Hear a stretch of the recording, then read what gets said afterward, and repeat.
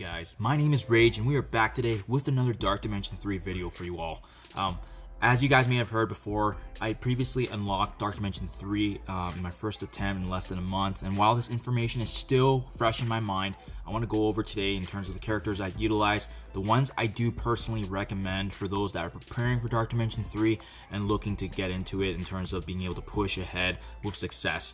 Keep this in mind, I did a lot of research when I was going through as well, but let me walk you guys through the characters I utilized in total conclusiveness here, as well as what they bring to the table, and then we'll single out the ones that I do personally recommend, especially if you have the opportunity to build them. So with that being said, I did bring in actually a total of about, I believe, 14 characters. So I'm just going to quickly highlight all of them. It's going to be Ebony Maw, Phoenix, Thanos, Hela, Mr. Sinister, followed by Emma Frost, Ghost, Proxima Midnight, Minerva, Shuri, as well as Black Widow.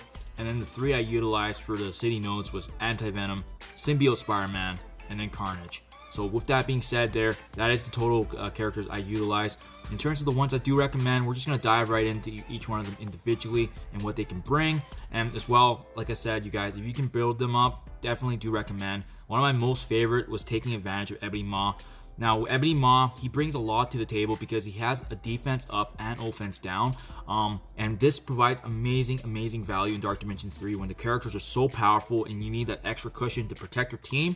The offense down also controls the enemy's offensive output as well. On top of that, what Ebony Maw has differently is the fact that he actually has an ultimate that can steal the health from the enemies and bypassing heal blocks. So even if our team has the heal block on, it's going to go right through that. On top of that, if you guys have this T4, as you see I do, it also actually fills up the speed bar as well as your allies, anybody that is the Black Order classification, and Thanos. With that being said, however, the caveat is that Ebony Maw, unfortunately, is one of the hardest legendaries to get in the game. He is one of the few legendaries that actually requires another legendary, Black Bolt, to unlock. So unfortunately for him, it is a timing factor. You need to unlock Black Bolt first with the Asgardians team, and then utilizing the Inhumans team to unlock Ebony Maw in his event. So that's the only issue with that. I will also have to stress, you can see here with Ebony Maw, he does require quite a bit of energy for his abilities to be quite useful, and that's why having the addition of Thanos is really key. I do believe Ebony Maw is still viable for Dark Dimension 3, even Dark Dimension 4, but really he shines with Thanos because of the fact that Thanos' passive here is that whenever there's enemies that fall, he's going to be able to actually generate ability energy for anybody that's adjacent to himself, as well as himself and him, that extra energy to provide his abilities over and over. With that being said, another key reason I do like Thanos, on top of the synergy of Ebony Maw, is the fact that he has this taunt and the offense down. He's actually one of the few tanks I recommend in the game, especially in Dark Dimension 3 going forward, because he can actually shoulder the damage as well as being able to taunt for 2 whole turns and apply that offense down to reduce offensive output. So provides a lot of benefits, and the nice thing about him is the fact that he also has a self-sustainability with his ultimate where he attacks with 100% drain. Now, and if you guys know, in Dark Dimension 3, the enemy's health pools are very significant. So this ultimate ability is really able to actually heal up Thanos from very low HP all the way to the max. Because of that, that's particularly why I do recommend those two, first and foremost, especially for the Cosmic Nodes. Next, another key character I do recommend is going to be Hela. And the really nice thing about Hela is the fact that, first of all, she does come with her ally, Greg. And Greg, when you use the command, it's the passive here. Greg is the undead minion that always comes back alive when he's slain, and it's very nice because of the fact that he can actually take away damage. You know, the particular nodes that have Captain Marvel being able to use like her ultimate to burst down someone, well, if Greg takes that damage, you bet our team can have a better chance of overall survivability. On top of that, Hela has the very unique ability in the game to actually spread all negative conditions to the rest of the enemies. So a very beautiful synergy example would be utilizing Emma Frost's blind to blind an enemy, and then followed by Hela to activate her ultimate to spread blind across all the different enemies, really buying yourself a turn, because essentially when all of them are blinded, they're really, not able to damage our team, right? So those are the key things I believe Hela would be absolutely essential if you can build her up. The caveat with Hela, however, is the fact that she is quite expensive to bring into Dark Dimension 3, so that's where a lot of players do have to decide on their materials. But personally, you guys, if you can get a chance to build her up, I do recommend it, because this is going to fall in line with the synergy that I'm going to talk about next, being Minerva. Minerva has the unique ability, as well as one of the few characters in the game that can actually revive an ally that's already fallen. On top of that, she also grants them 2 death proof upon that revival. But that's not the only value that she provides in Dark Dimension 3. I've numerous times I've called her the Queen of Dark Dimension 3 because of the fact that when your team is at the brink of death, she activates her ultimate here, stealing 15% of all enemies' HP. And the reason why this is so significant is that in Dark Dimension 3, the enemy health pools are so significant that this can literally bring your team back from the dead, and that's why it's such a crucial ability. On top of that, it does actually bypass the heal block as well. So it's very similar to Ebony Maw's abilities. Having Minerva with Ebony Maw on a team is absolutely crucial, and I do highly recommend it. The beautiful thing about Minerva is that she was previously only farmable through orbs, but now with her being added to the War Store, she's very friendly, especially to those now in the mid game and progressing towards the end game of Dark Dimension 3. Now, that really does overall pretty much conclude my cosmic characters. Next, we're just going to talk about now the global characters that really provide a lot of value, especially following Node 4. Nodes 5 to 8 is focused on global, so that's why it's important to keep that in mind when you bring in your initial 5 characters. You really want to kind of be able to constantly be pushing forward as opposed to bringing in characters you can't otherwise use until later on. With that being said, the most important character in my opinion for global was Mr. Sinister. Hands down, the fact that he can create an army thanks to his ultimate ability clone here, absolutely 100% I would recommend T4ing this. You can see his clones also gain defense up, his synergy with other mutants, the fact that he can heal and apply offense up. Honestly speaking, Mr. Sinister provides immense value because of those supportive abilities, but there was another node too that beaten because of the fact that Mr. Sinister just kept cloning in Invisible Woman, and the fact that I had so many Invisible Women thanks to Mr. Sinister is really what made it or break it for that node for me. So that's just a few samples in terms of what he can bring. Already I'm hearing how crucial he is in Dark Dimension 4 as well, so if you guys can build him up early, better to start early rather than later. And beautiful thing about him is the fact that he's also farmable in the War Store, similar to Minerva, so he's very accessible. The only downside is you just have to wait until it is available in the store for you to purchase. With that being said, we can't talk about Mr. Sinister without talking about Emma Frost, one of the most powerful characters in the game right now, and especially what she brings to the table for a team. Having that synergy with Mr. Sinister is already very important, but on top of that, she has that ability to also cleanse and barrier herself. So she can really protect her team in terms of clearing all negative conditions, applying immunity, as you can see, to the mutant allies. On top of that, when she utilizes this ability, it also applies a slow, which gives us an advantage in the turn meter. But really where she provides amazing value is her ultimate ability here. And what you need to know about this ability is that it essentially cleanses all the positive effects from the enemies when it lands. On top of that, it provides the mind control, very similar to Loki's ability, where she impacts enemies from attacking each other with that extra increased damage. But really, on top of that, the really amazing thing about this ability is that blind I talked about earlier, synergizing with Hela. She applies blind to the primary target, and this has saved my butt many times because if you have Hela on the team, you bet you're going to utilize that opportunity to spread it.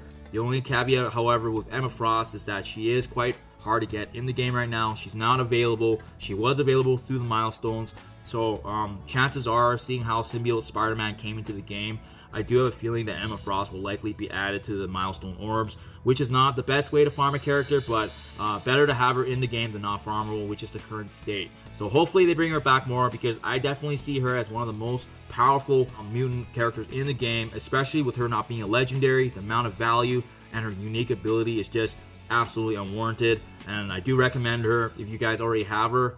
You know, and I did actually bring her in with a 5 yellow, and then during that time when I leveled her up with the milestones, I brought her to 6. So definitely she can be utilized even with a 5 yellow, but just keep in mind she might be a little weaker. Really for her, I think the red stars is what's important, but fortunately those can be farmed.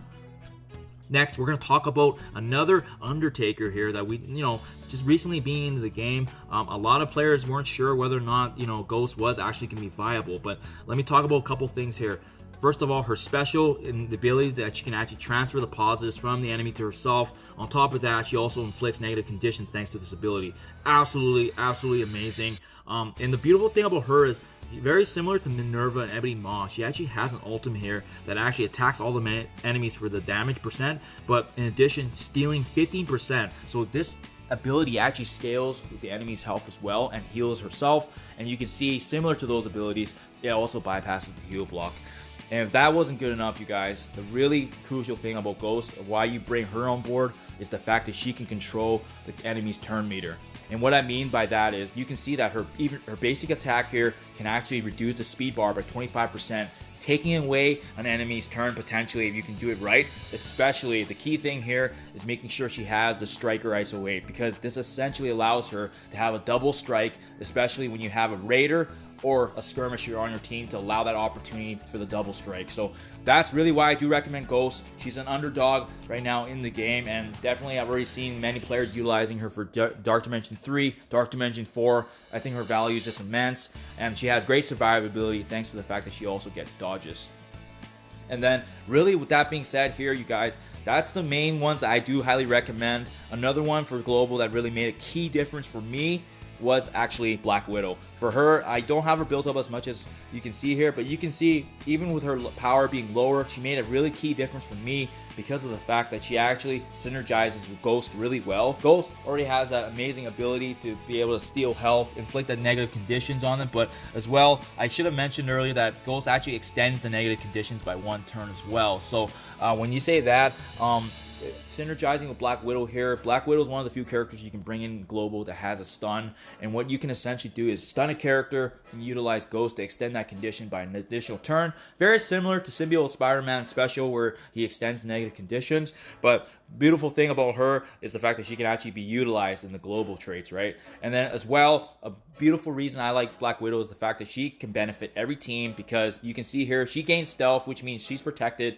additionally applying speed up as well to everyone on her team, especially when it lands up. So really amazing. If you were to T4 this, I recommend it only if you're working with other Avengers on your team, because you can see it also clears a negative condition from the Avengers. Because I wasn't using any Avengers, that's why I wasn't T4. But as you can see here, she was only 62k when I utilized her in Dark Dimension 3, so still viable. But that's why it's important to really highlight it's about the strategy and team synergy when you're going through Dark Dimension 3, as opposed to how strong they are. Obviously, the more powerful they are, it definitely increases your success. But I was able to complete Dark Dimension 3 with her being that low. Actually, even lower, because now it has been a couple weeks since I finished it. So with that being said, you guys, that is actually the list I wanted to talk to you about. So there probably will be a couple comments below in terms of the characters they weren't expecting.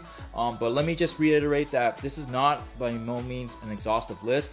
I'm not talking about the symbiote roster here of Anti-Venom, Spider-Man, and Carnage, because personally, I don't think a lot of players will have issues with City. When I brought 2 or 3 of the symbiotes, in my earlier videos, you can see that Carnage and Symbiote Spider-Man were actually able to finish 2 nodes by themselves.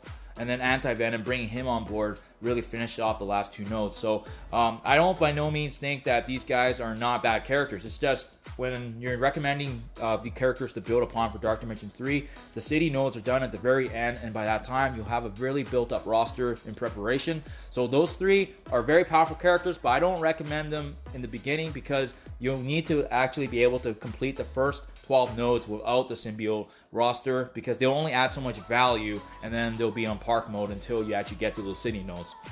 And the last character that I think a lot of players didn't really expect me not to talk about was Phoenix. As powerful as a legendary she is, I have absolutely huge respect for her, but I actually only utilized her for 1 node, and that was node 8.